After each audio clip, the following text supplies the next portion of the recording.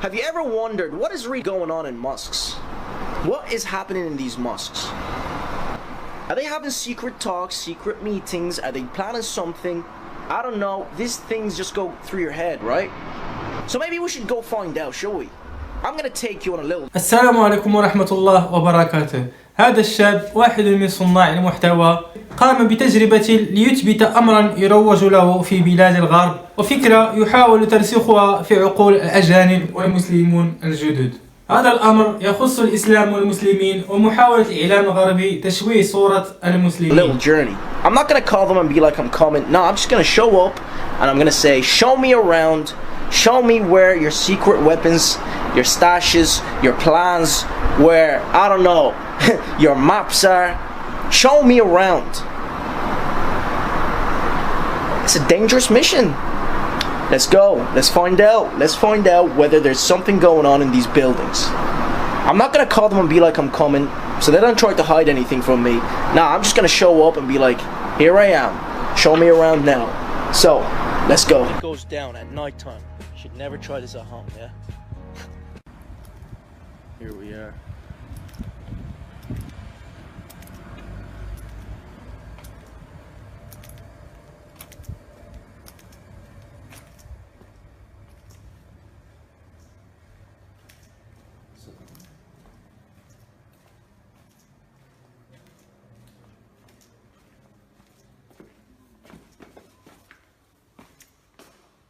So yeah, these are the bathrooms. This is where you do your wudu.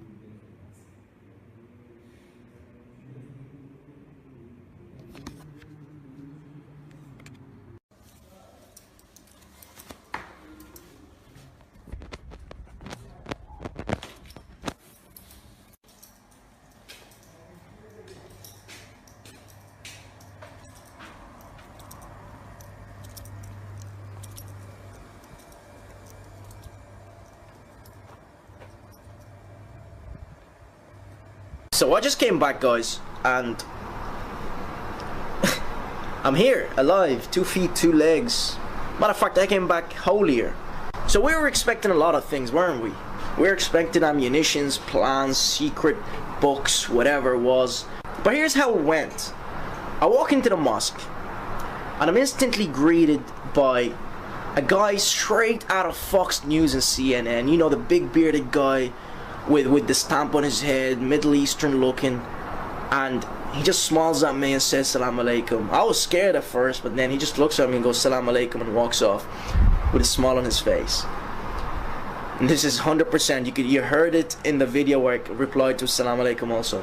Then I went into the bathroom where they cleansed themselves, and basically that's where they cleaned themselves, and there was a guy in the bathroom I didn't know about.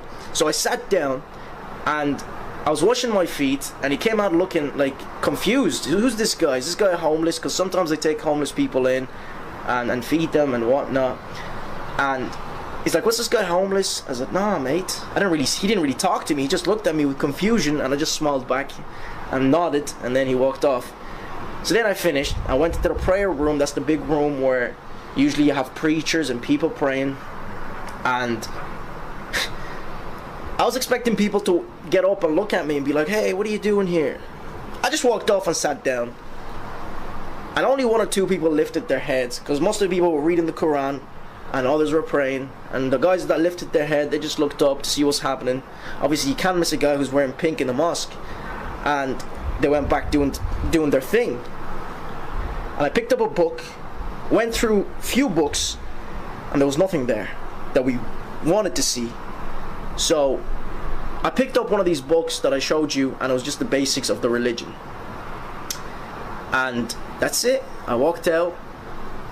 Nobody said anything. Literally nobody even spoke to me except for the Salam Alaikum. I already knew the outcome, but for those that get brainwashed by these activists on YouTube where they go harassing mosques and people entering mosques and they turn it out to be like, oh, you guys know who these guys are, and they make it turn out to be like, you know, it's the other way around. No, but when you go picking on people and then you turn around, it's like the bully in school. It's like those bullies in school where they slap you and they run behind the teacher and you chase him and he goes, teacher, he did it, he's trying to hit me. That's exactly what these activists are doing. You know those activists, fools, little chihuahuas barking, right? You guys know them. We've got two from the UK, one in Australia.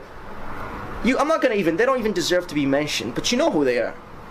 Those are the people that have been brainwashing you guys on YouTube, and I'm here just prove them wrong with a simple video. Thank you for. في المقطع التالي يشرح هذا الرجل الأجنبي خطة الإعلام الغربي في نشر الأكاذيب عن الإسلام وعن المسلمين، والهدف من ذلك خلق الكراهية والتفرقة لكي تستمر الحروب. People are like, oh, some of the Muslim world hates us. It's like, yeah, we're doing things to be hated. So it's, and I think a lot of the Muslim hate too, it comes from our media. They needed these wars, so they would just push propaganda. But luckily, I think the public's waking up in the West. You know, not everyone, but a lot of people are realizing we didn't want these wars. They're realizing like, oh, the Muslims do have the same values as us. It's, things take time, but it's definitely way better than 9/11. When 9/11 hit, it was, I don't think I really had any Muslim friends at the time.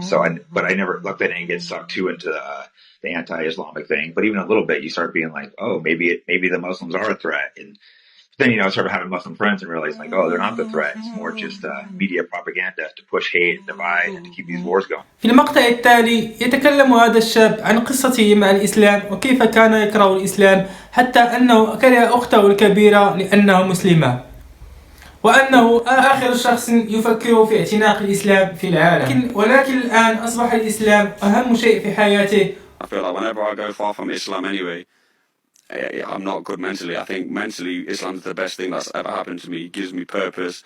I understand the beauty of it. I mean, if you'd have known me years ago, I'm the last person in the world you'd have thought would be Muslim. I've got an older sister that's Muslim actually, and I used to take the mick out of her for being a Muslim. And it's like, oh, you brainwashed, look, yeah. She has like, she doesn't wear a burqa, but she has like hijab, but like, oh, you little letterbox, this and that. She doesn't wear the burqa because I don't even know why letterbox was applicable at the time. But I used to rip her this and that. Then when I turned Muslim, everyone was shocked, like, you hypocrite, this and that. But I said, if I find something I believe to be the truth, I'm not too arrogant not to admit when I'm wrong. But yeah, Islam, like I said, I'm far from a perfect Muslim. I'm not sinless by any means, but I'm trying. فضلا وليس أمرا لا تنسوا الضغط على زر الإعجاب ومشاركة الفيديو لكي تعم الفائدة.